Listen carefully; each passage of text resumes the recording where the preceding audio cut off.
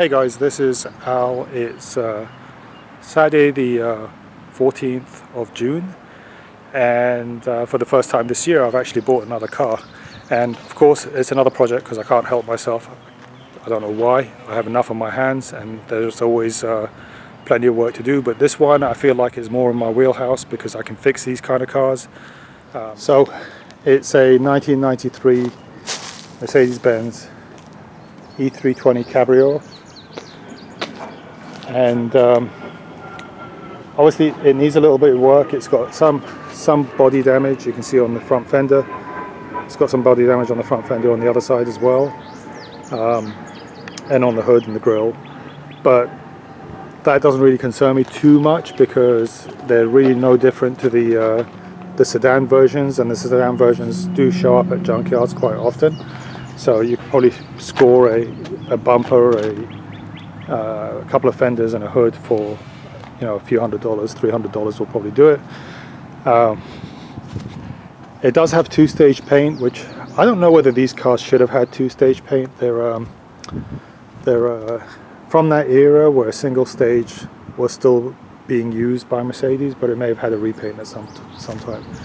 But you can see some of the paint work, like on this hood, is in pretty good shape, but up here you can see peel and clear coat, and that might be related to some prior repair.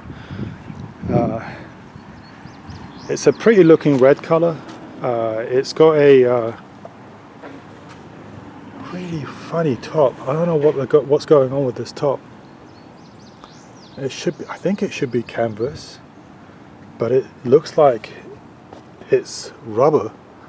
So maybe he painted it, maybe he used rubberized undercoating, I don't know.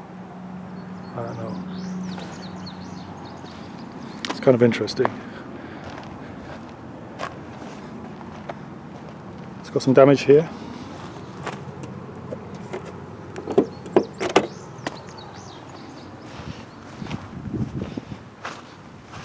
Again, some peel and clear coat. Interior is not in the best shape. I'll go around the other side and open the door. And the biggest problem with this car is that he tells me that the head gasket's bad on it, which is a common M104 problem. I do have a 96 SL320 in the back there. That's a parts car. I bought that car to fix my my SL500, my 98. Ended up using very few parts of it, but it was in pretty good shape, and I drove it to the shop before parking it. But it's got a pretty decent engine. Those cars use coilover plugs. They didn't have a distributor. I think these cars have a distributor. They're the pre-OBD cars, or OBD2 cars rather. So the engine may not match, or it may be just a matter of taking some bits off and putting them on this car. I have no idea. But in any case, I have a spare engine. If that doesn't work, then I'll pull the head off and send the head out, get that taken care of that way. All in all, I mean, aside from a full repaint, I think the body's in pretty good shape. The only damage that's really there is on that bumper over here. I'm not sure if that's the same as a sedan bumper, so you know, that might be something that is unique. And then obviously the hood and two fenders need to be done, and those are probably easy to get hold of. So not a monster effort. I've got to fix this as well. Well, let's take a look inside. I bought this car very quickly. I kind of knew that I wanted it, and the guy who I bought it from seemed like he was a pretty reasonable guy. He was very matter of fact, and you know, he said that he'll hold it, which was kind of him. So when I went and got it, I just basically showed up, picked up the car, and left. I didn't really you know, inspect it too much or do anything like that. I mean, you know, we agreed on a deal before I showed up, so I'm going to honor the deal, whatever it is. Interior, okay, so the door panels aren't horrible, they're dirty. The dash is crack free, which is great. The seats are in horrible shape, or at least the driver's one. The passenger one doesn't look too bad, but the driver's one looks freaking horrible. For some reason, the back headrest with the roll bars are fully deployed, and the wood's not in great shape, but it's okay. It's got the factory radio, which is good.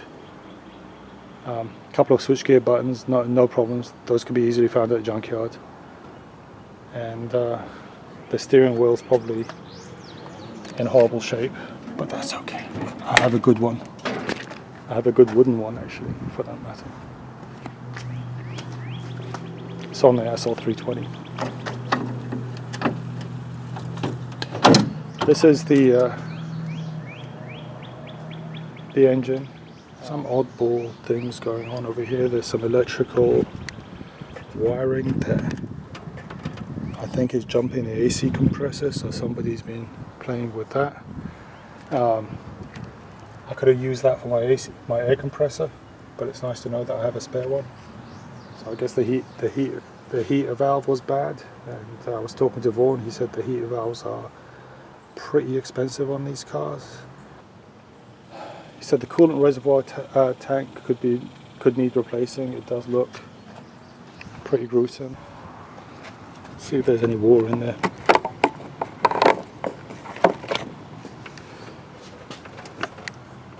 Oh, it's bone dry. Looks dry to me. It has had some paint work in the past, because you can see, and the batteries, there's the dodo. So I can put that on the charger. Oh, I didn't mention. So we had a hell of a storm over here the other day, and I think a transformer went out, blew a bunch of surge protectors at the shop.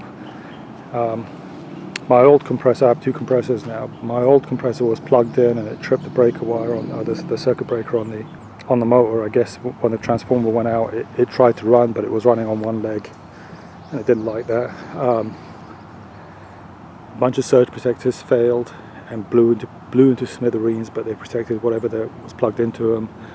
I lost maybe about 5 battery chargers that were sitting at the shop. So yeah, it was quite an event, but there you go. All right, so I'm gonna swap the battery over with a good one. I'm gonna add some water and see if I can drive this thing off the lift. If I can drive it, it'll make my life a lot easier. If not, then I'll call the kid and we can push it back into the shop, but I'd rather drive it. Alright guys, so I installed a new battery. I topped up the coolant reservoir with water, and now it's a matter of starting it. I've got 2 keys that came with the car. This one's kind of interesting. I haven't seen a key that looks like that before, but it does have a Mercedes-Benz emblem. This is actually pretty nice. I wish my 107 SL had something this chunky on it. I forgot to mention that the car did show up at mechanics, or I met the guy at mechanic shop, and the guy seemed to be an enthusiast, a mechanic. He was driving a 124 wagon, beautiful late model wagon, lowered, it was kind of the parts. But he did list some of the stuff that it needs: flex disc rear, high pressure return, power steering, valve cover gasket, coolant overflow reservoir, codes 5, 8 and 20. So he was actually reading the codes of the little 8-pin connector, I think. So obviously he knows what he's doing. Oil pressure sensor, front main seal, oil pressure sending unit, spark plug, fuel hose, 2 front tires, 2 struts, and rear shocks.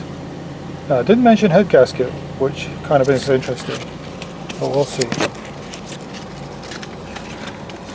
The reservoir's filled to the brim, so we'll know if it's a head gasket and if it's a really bad issue when I crank it, because it will blow out a bunch of water from the reservoir.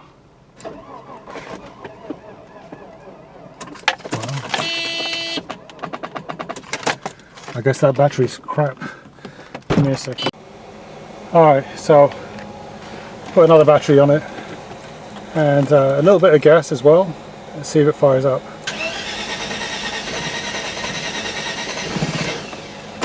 Wow.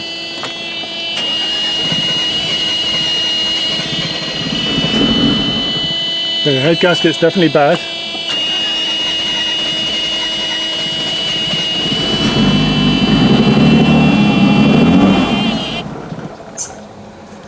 I think I can get it off the trailer. Okay, so the car's off the trailer. When I did crank it, the coolant reservoir started pumping up. So I'm going to assume it's got a bad head gasket because he told me it does, and it basically started bubbling over. But I'll do the chemical test anyway. It does have a mist, which could also be indicative of a head gasket. I guess the AC works really well because this thing's frozen. But yeah, it drives, which is great. It's so great, I'm going to drive it into the shop.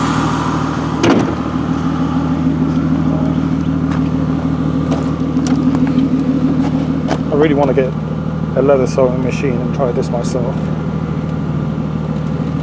I think I could do a good job.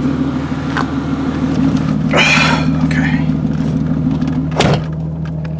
Oil pressure is 0, but he said that it needs a sending unit. It does have a mess, but it drives. That's half the battle as far as I'm concerned.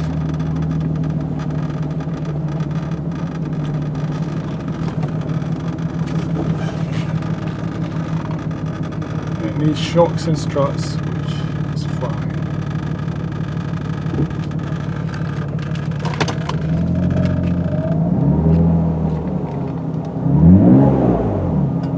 It's actually pretty smooth, but it is a 6-cylinder. Smoking.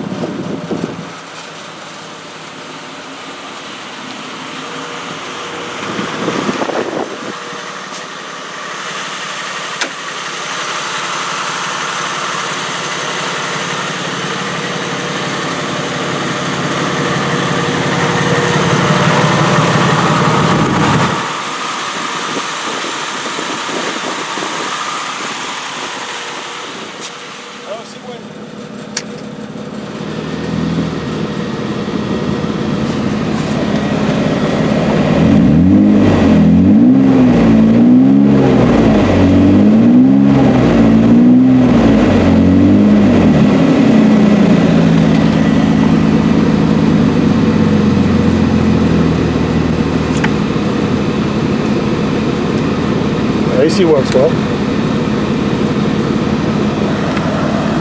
Out the side vents, not so much out of this one. To jump the horn.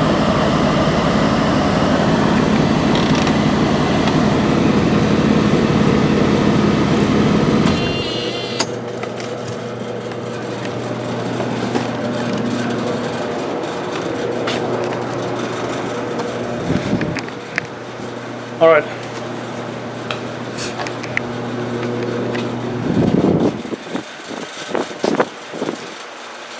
Pretty hot in here, so